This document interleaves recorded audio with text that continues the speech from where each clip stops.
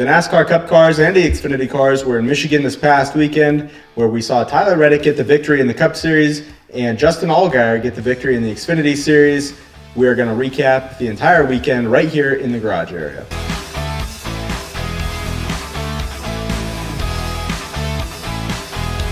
Well, starting in the Cup Series, for the 8th time this year, we had a race start impacted by weather, or I guess a race in general impacted by weather. The rain delayed the start of the race itself, as well as ended up pushing it all together until Monday, and we had to wait about 24 hours to figure out who was going to end up winning that race, and it ended up being Tyler Reddick getting his, I believe, second win of the season, correct? Yep.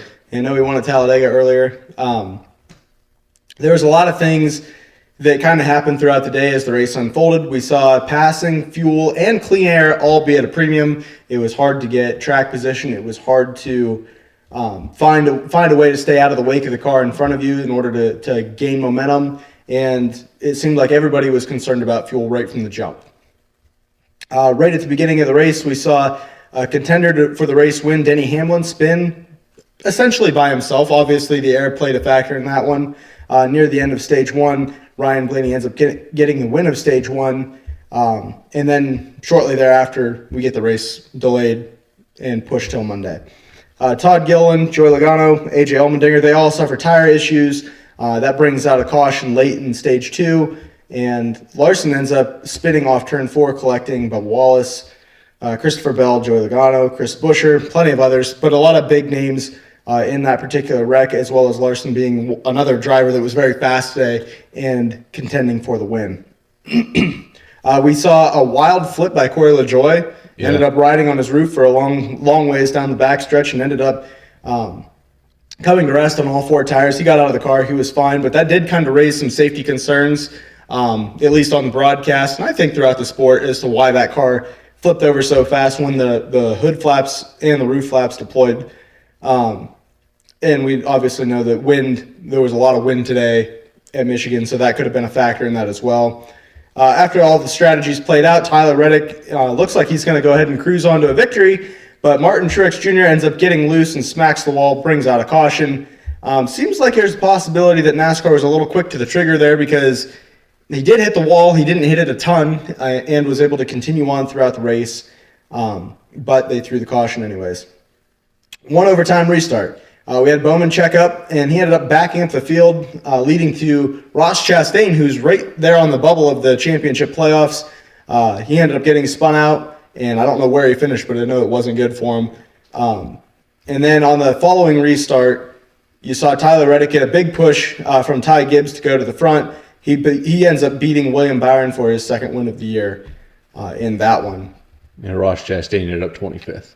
Ross finished 25th. I don't know what that looks like for him in the points, but we'll look at that here in a little bit. Let's talk about the race itself. Obviously, I'm assuming that your opinion is going to be pretty similar to mine as far as I wouldn't say this was good racing. It's disappointing for what Michigan used to be. The fact, I think, I'm not upset that Michigan turned into a fuel mileage race, and there's a lot of races that turn into fuel mileage races now.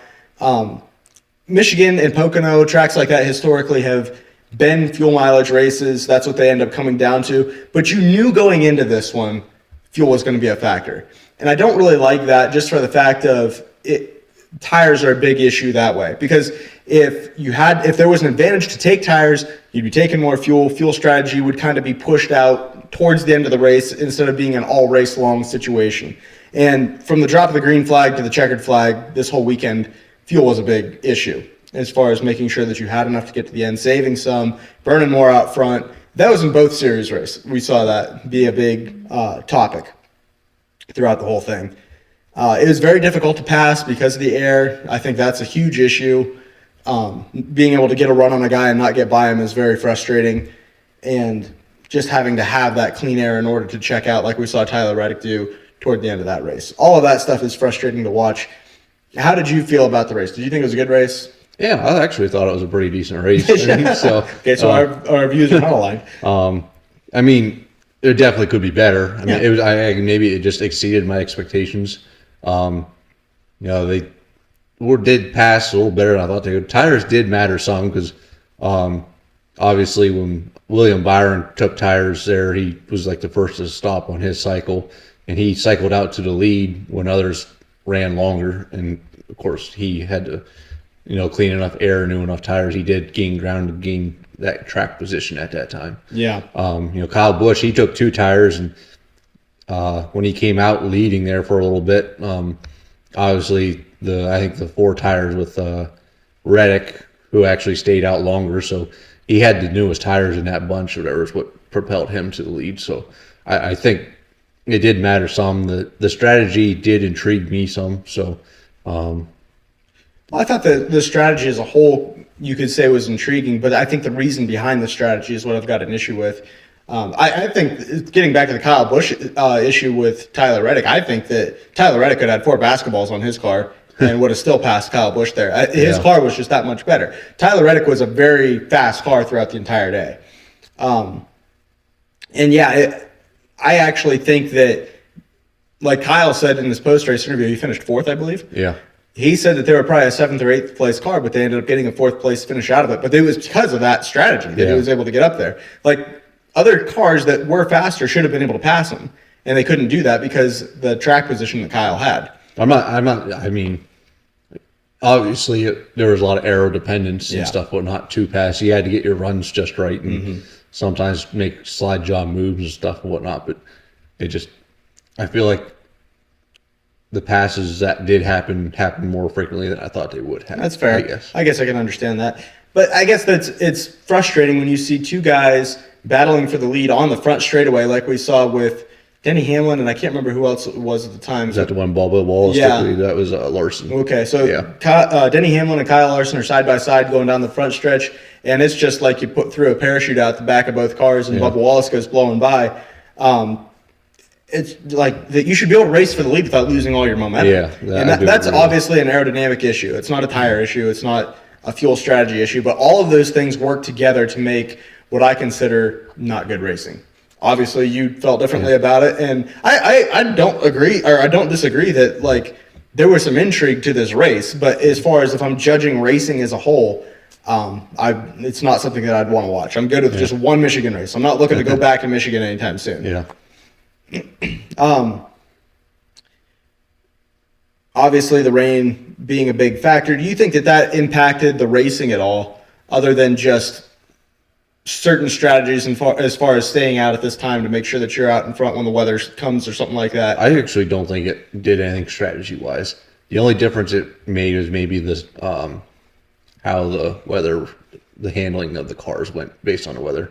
Because I believe they talked about Denny Hamlin may have said it, that the winds changed overnight, different directions and stuff. So they had the headwind going down the back stretch and tailwind going down the front stretch and stuff. And I think the angles were slightly different yesterday. I don't know the full details of it, but I'm not obviously. A lot of times if you have rain, that's going to impact the track conditions in one way or the other. But I don't really think that. I mean, I'm sure the track conditions changed some, but I don't think that what we saw, if it was a bright sunny day yesterday all day, I don't think you were going to see racing much different than what we did see. I think that a lot of other factors were just much more of a factor than the weather itself, as far as taking rubber off the racetrack from the Xfinity race or anything like that. I think that all of that kind of stuff just was a non-factor when it came to what kind of racing we were going to see. It was always going to be that kind of bunched up, aero-dependent racing, no matter what. It just would affect other cars differently than others, I guess. Right, all of which is true. That was kind of a weird situation with Gill and Logano and Allmendinger all having flat tires at the same time. Yeah. I was at work today, so I wasn't able to follow the race as closely as if it were on Sunday. It sounded like, did they all run over something on the racetrack? There were some questions on that. I don't remember which crew chief. I think they were talking to Logano. Talking about that maybe they had their tire pressures too low, and maybe all 3 of the cars tried lower air pressures, and you've seen how that in the past has, it was all green flag stops right after green flag stops. With they were obviously around the same amount of lap time on their cars, so that's what the broadcast theorizes, is that they all had their tire pressures low and they all just happened to blow within that span of time. That's interesting. To have them all be on that same lap is just kind of wild. Yeah. We talked about Denny Hamlin spinning practically by himself as he was he was making a move on Bubba Wallace for the lead, I believe, at the end. He was making the move. Oh yeah, at that point, yeah. Okay. He had passed Larson at that point. Okay, so he was trying to get up in behind Bubba Wallace, and coming off the exit of turn 4, he just got in the air wake that was coming off the 23 car, lost it, spun through the infield, bounced pretty hard through the infield. That seemed to really affect his day. He spent a lot of time in the back, or his 2 days, however you want to say that. He spent a lot of time in the back. I know he did get the free pass at one point. Where did Denny end up? He actually finished 9th. Okay, so he had a pretty big comeback from there. I know that when they went green today, he was complaining of being loose really bad and having a lot of trouble hanging onto the car. Yeah, he was in the back of the pack and it looked like he was just struggling to keep up with them even at the time. I thought his day was done, but that strategy and stuff played out in the end with cautions and stuff too and whatnot, so I don't know if that helped him up there or not. That makes me a little bit nervous because this is the Jimmy Johnson type stuff that would happen. Yeah. You know, when you were watching Jimmy Johnson win championships, it would be like, yeah, Jimmy's in the wall, or he ended up spinning out, and they're going to have a terrible day and finish in the back, and they're struggling. And pretty soon it's like, he's in 13th. He's in 11th. He's in the top 10. He might even get to the top 5. Yeah. And that's the kind of stuff that won Jimmy Johnson championships. I'm a little bit afraid that Denny Hamlin's on the path of being a champion this year with the amount of, they say that there's going to be some luck involved in winning, and certain guys just have all bad luck, Corey Lajoie being one of them. You could argue Bubba Wallace has had a lot of it, but Denny has all kinds of good luck happen to him, it seems like. And well, we weren't saying that a few weeks ago, though. Yeah, but he had that stretch. He blew up at Sonoma, and I think he got wrecked a couple of weeks after that.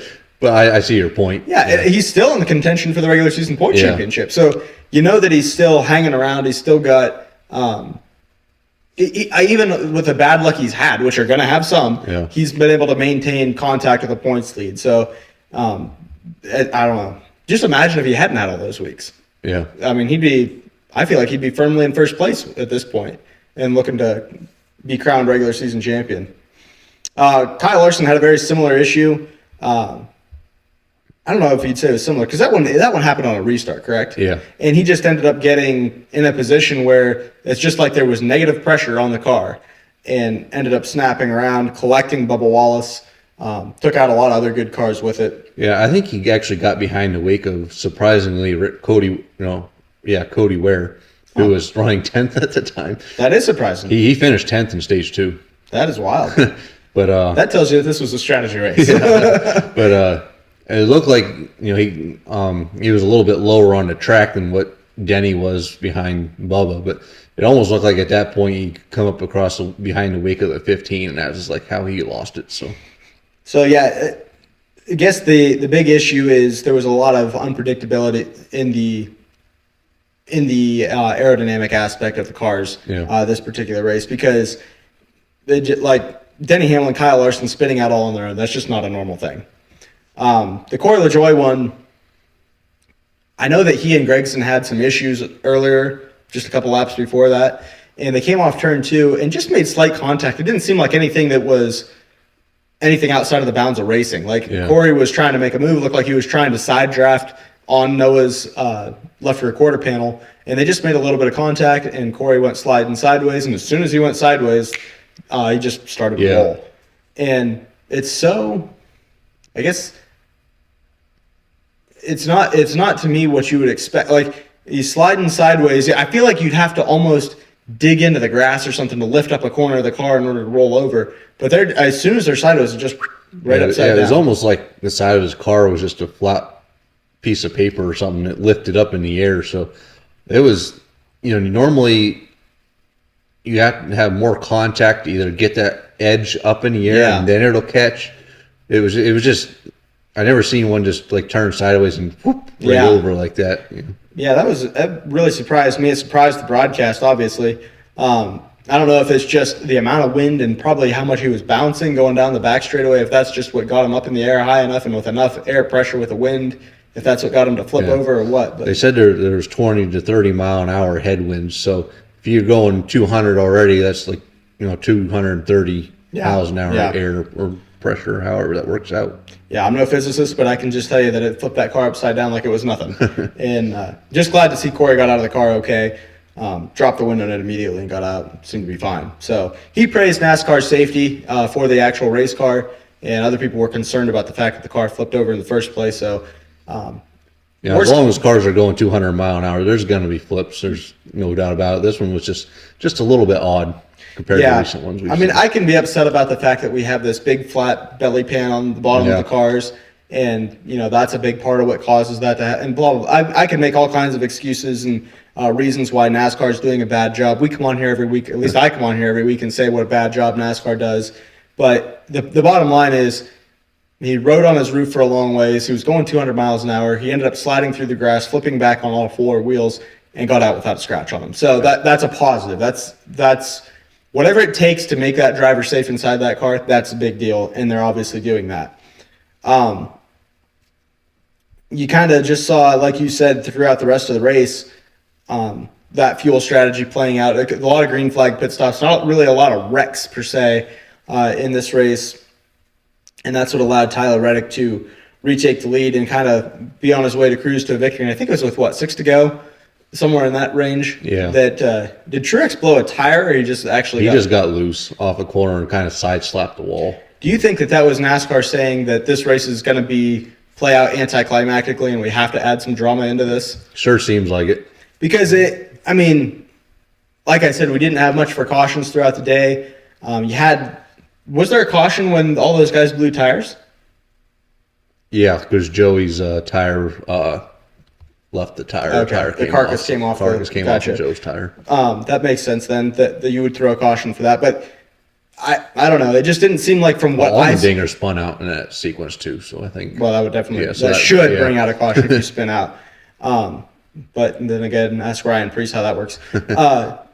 I don't know. There's a lot of inconsistency with yellows this year, or a lot of years really, and so I don't really have any form of surprise towards this or anything like that. I hate it when you as a fan are watching the product be manipulated and it's being manipulated. Yeah. And that seemed like that was the case here, that Reddick was going to win with no drama. They had a form of a reason to throw a caution, so they had to throw it in order to build some interest in the race. Ended up costing Ross Chastain, and I don't know if it really helped or hurt anybody else. I think it probably helped some guys with a couple restarts. But Chris Buescher was on that line too, and he was involved in that wreck with Larson. Yeah, he actually came back to finish 6th. Yeah, he had a great recovery from that. So with that probably, because I think at this point Chastain might be out now. But yeah, I think if I saw it correctly, I think Chastain's +2 and Wallace is -2 to the line. Is that incorrect? This says both Chastain and Wallace are both. This is telling me Ross is 17th +1. So okay. So I'm right there at the cut line. It's really tight. We'll take a look at the playoff picture here in just a second and see what that ends up looking like. Who were some guys that stood out to you today that really had good runs? If it were me, I'm going to say that Ty Gibbs had a really good one. Ty Gibbs was. Zane Smith finished well. Yeah. Obviously, Chris Buescher coming back from that incident, like you just said. Who else is on your list of guys that performed well? Osavar, he finished 10th. So. Yeah, that's a good day for him. Spire cars, other than Corey, and that's been the story all year. I don't know. We got the usual guys up front. I don't know if I have anybody else that. Bubba Wallace ran really well there at the beginning until he was involved in that wreck. So I guess that's my other side of that question: is who are guys that you expected to run well or thought would run better than they did, or just didn't get a good finish after they had run well throughout the day? But that Bubba, been expecting top 10s out of him lately. Yeah, the way he's been running, but he was fighting for a win. I mean, he had a car fast enough to win. I don't think he was as good as Reddick there at the end in this second day, because I think Bubba was quicker yesterday. But what I saw today earlier through the race, Reddick was quicker, but it would have been a nice to see you fight for the win. Yeah, a couple of golden arches. Those McDonald's cars, they were very difficult to tell apart for some minute differences in the paint schemes. But they look very similar, and it was hard to tell who was doing what as far as who was leading, which one was leading. Yeah, because they were out front a lot or near the front a lot. Anybody else besides Bubba that you thought should have had a better day than the result that they had? We already said Chastain finished 26th. Yeah. But he was running better than that throughout the day. Anybody else that kind of is brought up to you that way. Obviously, Joey Logano, I don't even know where he finished, but he was involved in that wreck. 33rd. Yeah, so that's obviously a terrible day for him. Not that he really needs to have a good day. And he was, when I looked, he was running like 16th a lot, somewhere in that space, just outside the top 15. So I didn't really expect anything big from him today either. Before we move on, I guess we should talk about our picks. Going into the day, Ford had won the last 9 races at Michigan. So I just tried to pick the best performing Ford that I thought would have a shot to win the race. So I picked Ryan Blaney. Where did he end up finishing? 18th.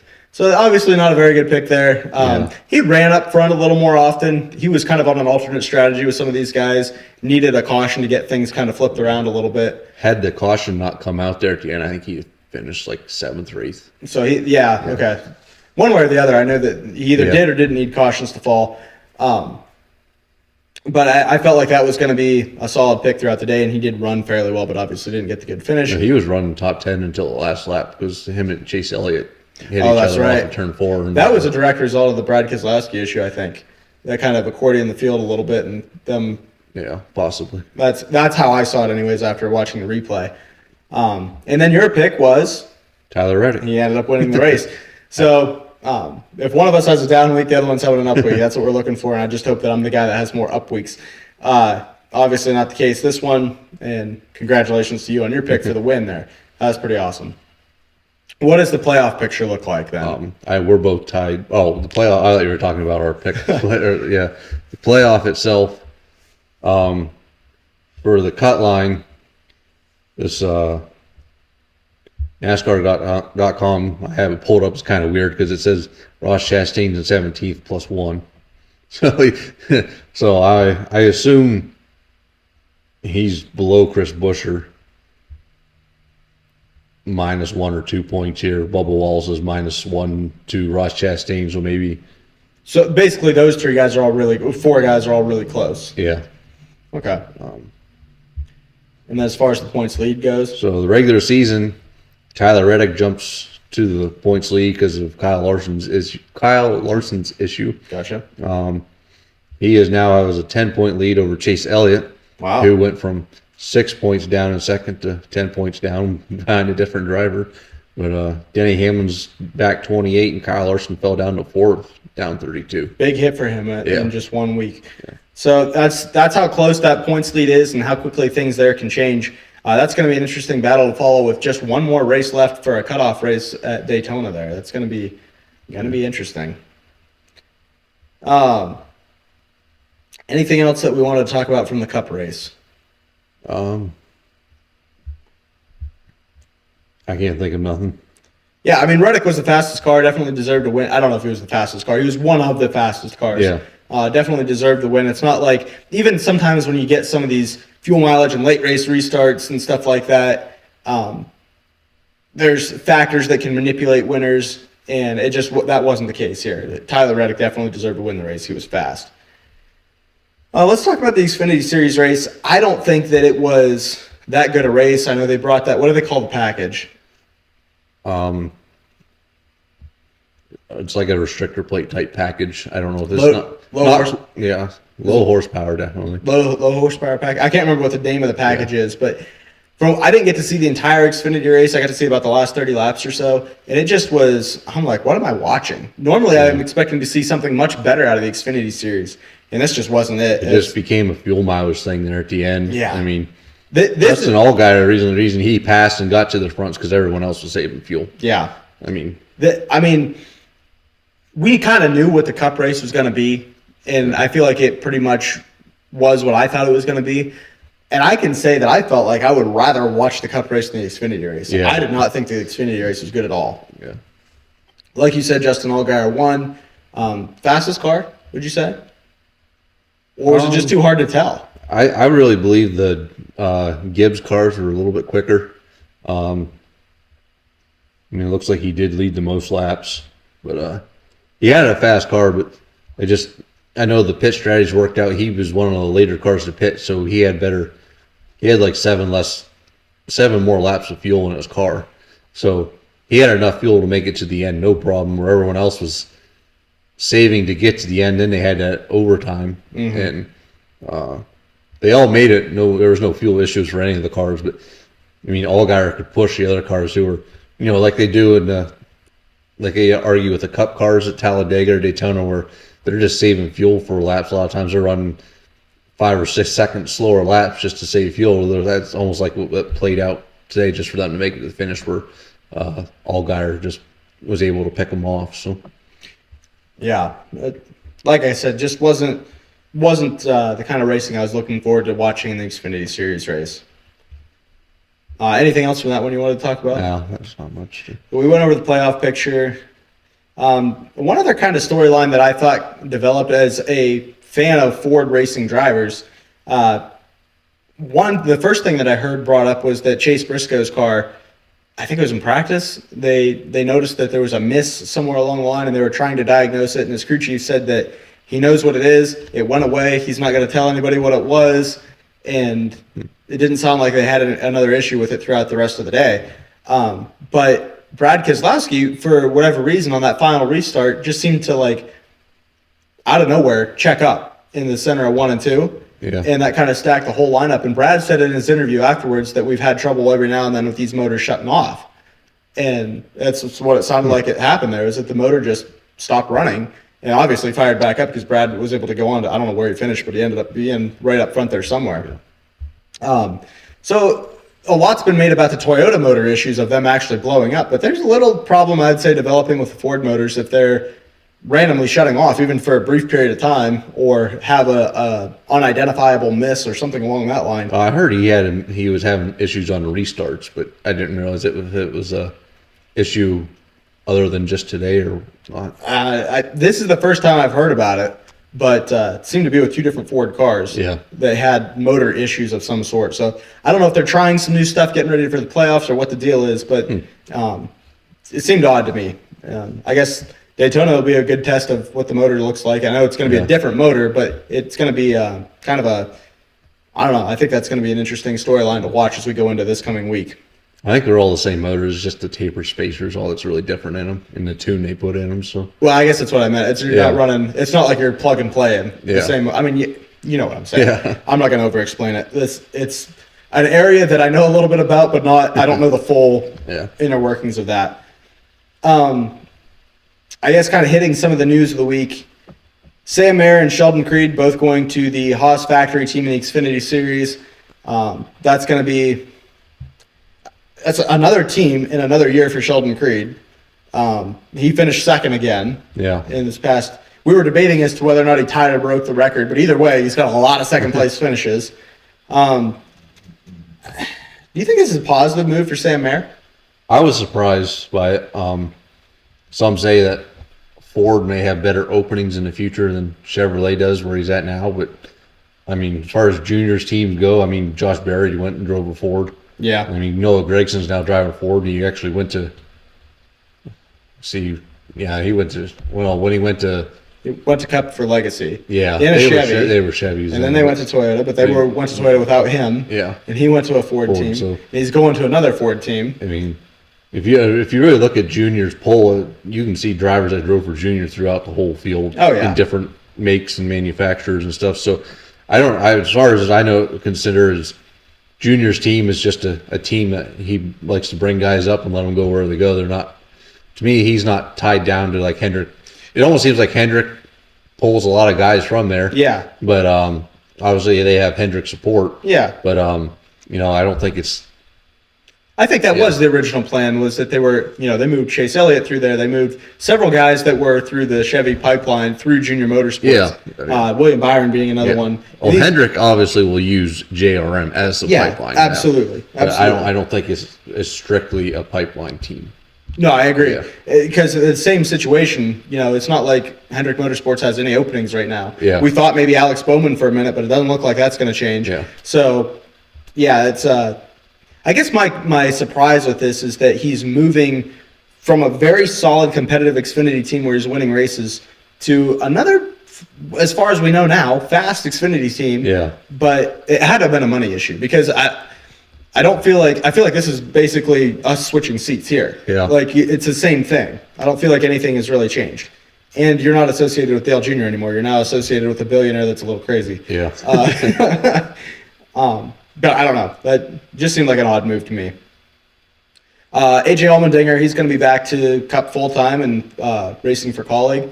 Don't know if that's anything special. Yeah. It is good. I mean, you almost felt like last time that he was getting kicked out of a Cup ride to make room for some other people, and now it's like, it was almost as though they were moving on from him for Cup opportunities, and now he's coming back to a full-time Cup Series ride. I think it had a lot to do with the money. They didn't have the sponsorship for him. I mean, I think he's probably the best driver they had over there. So, but I guess like somebody like a Corey Lajoie, if he goes down to the Xfinity Series, he's toast. Yeah. As far as I'm concerned, unless he actually wins a lot of races. I heard he might be going straight down to the Truck Series. That's a possibility too. Yeah, I don't know how that's going to work out for him. Bottom line, glad to see AJ back in Cup.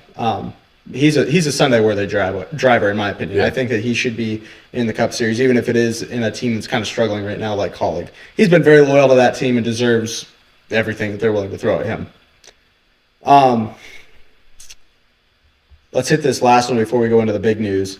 Bowman Gray, they're going to be the race for the Clash. I think we all saw this coming months ago when NASCAR acquired the rights to the racetrack. The Coliseum is going bye-bye. Don't really care. It was cool, but I'm good with it. I don't need to go back there. Don't really want to go to Bowman Gray either. Yeah. Just take us back to Daytona for the Clash, please. That's all I'm asking. Okay, the big news this week. NASCAR obviously said that Austin Dillon is going to keep his win, and they didn't like the way that he got there, so they're going to strip him of his playoff eligibility. Kind of an unprecedented penalty, kind of an unprecedented finish. At first, I was pretty upset about this because I was like, how can you penalize Austin Dillon for this when this is the system that you created? Like, you have to win. He did whatever it took to win because getting in the playoffs means that much. And now you're saying, well, we want you to do whatever it takes except that. And so now we're stripping you of your win or of your playoff eligibility. And at first I was upset about that, but I've kind of moved away from that because if NASCAR is going to move in a positive direction in any way, even if it's got to start hurting a driver, this penalty had to happen. I was kind of surprised by it at first. I'm like, I didn't see how they could take away the win because in my mind they were going to take away the whole win, wipe him out, or whatever. And then they called it the encumbered win. Yeah. And when I heard someone else brought it up, but if you go back to the Martin Truex Jr. and Clint Boyer incident, when Boyer spun out on purpose or whatever to manufacture the finish, so Truex made the playoffs or the chase at the time. When they did everything there, it kind of had similar resonance to it, I guess. I don't know if that's the right word, but it reminded me of that and how NASCAR handled that, and doing an encumbered win, just take the playoff eligibility away. The communication with the crew chief, obviously telling him go wreck him. I don't think you can have people doing that and whatnot. So I think it was probably about the best they could do for the situation. I agree with that. Having some time to digest that a little bit, I agree with you. I think that probably is the best thing that they could have done in that situation. I really think that they should have just took the win away right then and there. Oh, that was my first. Yeah. I think that they should have just said, hey, we don't like what you did right there. We see, as everybody brought up this week, you do it in lower level series. Yeah. You take away a win for something that's absolutely egregious. But this is an unprecedented situation with a lot on the line. And Joe Logano spoke about that in an interview this past weekend as well. And I agree with that. I would have been okay if they penalized them, took the win away in the moment, and said the 45 is the winner of this race. But everything playing out the way it did, I do agree that this is probably the best they could do. The only other thing that I would have maybe thrown on top of there was you got to start in the back of the field in Michigan. As a little bit of an icing on the cake there. It doesn't ruin your whole weekend, but you just got to come from the back. It's not a pass-through penalty under green where you're down a lap immediately. You just got to start in the back of the field. Something like that. Unprecedented situation, unprecedented penalty. Again, NASCAR put Austin Dillon in this situation, in my opinion, but I don't know. I feel like if this is what it takes to get this thing rolling in the right direction to correct all of the issues that we're seeing, I'm fine with it. Sorry that it came at Austin Dillon's expense, but I mean, really, it came at Joey Logano's expense and Denny Hamlin's. And I really think that they wouldn't have done anything had he just spun Logano. If he hadn't hooked Hamlin, I don't even think this is anything. There might be a private conversation that says, hey, we don't like you not using your brake pedal at all or something like that, but I think that'd be the extent of it. I posted a clip on our TikTok page from last week's podcast where I was explaining my point of view on that whole situation, and comments really lit up about some negative opinions on my take, being a whiny Joey Logano fan, over that situation. But really, I mean, I still stand by what I said there. I think that he made the move from too far back to call that racing. Don't have any problem if he spun the 22, but it's really hooking Hamlin that was a big deal, in my opinion. I think that's how NASCAR felt about it also. Joey Logano gets the penalty. He gets fined $50,000 for his actions on pit road. Joey says he felt like he was in control of his car the whole time, even though he looked out of control. And it looked like he was passing a lot of cars on pit road was part of the issue visually, but he was being waved in that inside line to be part of the media bullpen and blah, blah, blah, the way that all works. People almost got hit on pit road, so to speak. They shouldn't have been on pit road in the first place. Whatever. The $50,000, I actually was surprised it wasn't a steeper penalty. I feel like it's about what I would have expected it to be, in line with other penalties. I think other penalties even had points removed, like 10 points or something. So maybe he got to a little bit lighter end, but I don't know. I'm perfectly fine with it as a Joey Logano fan. I feel like it could have been a little harsher, and I would have been fine with that too. I don't really think that points should have been on the line, but maybe more money or, again, a start in the back penalty the next week. I feel like you got to do something other than just kind of tax their pocketbooks to let them know that, hey, we don't want you to throw a temper tantrum. And that was a temper tantrum, no matter how you want to slice it. Next week's schedule, we got Friday night, the Xfinity Series race at Daytona, and Saturday night, we got the Cup race at Daytona as well. And then Sunday, the trucks are going to be at the Milwaukee Mile. It's kind of an interesting schedule compared to normal. I don't really know of anything else from this week that we need to talk about. Do you? I ain't got nothing now. I don't have anything else either. Michigan race, about like we expected it in the Cup Series. A little bit below what I was looking for in the Xfinity Series race, but we're going on to a cutoff race in Daytona for the Cup Series, and we are going to cutoff race, end of season race. We got Darlington after. Darlington is so Darlington's normally the first race. That's what's throwing me off this year. I think I've said that more than once this show, that the Daytona is the cutoff. Daytona is definitely a wild card, and it's going to play a big factor in who gets into the playoffs for sure, how that cutoff line moves and all that. So that's definitely the story that we'll be watching going into this particular race, and then Darlington going to be the final race of the regular season. That's going to be interesting as that all plays out. This is the truck's first playoff race too. So truck's first playoff race at Milwaukee.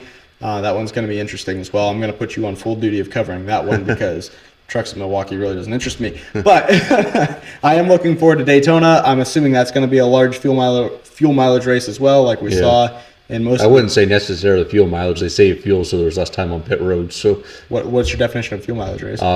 Saving fuel to get to the end, not just so you have less time on pit road. So that's kind of, you can say that they'll put gas in it just to make it to the end or whatever. So I don't know. I'm actually probably agreeing with you a little more. It is a little different than a fuel mileage race. Bottom line is we're going to be back to cover that race. I assume we'll probably watch that one together because it's going to give us a good opportunity to watch the entire race, no interruptions and all that kind of stuff on a Saturday night. Love Saturday night racing. Wish we could do some more of that. Look forward to possibly seeing that back on the schedule a little more. Not that I think that that's coming or anything. I just wish that was the case. We appreciate everybody watching and listening to this particular show. And make sure that you support us by subscribing to our YouTube page, our Twitter account, and our TikTok page as well. Make sure to leave all the hateful comments you want. I don't really care. You can call me all the names that you want.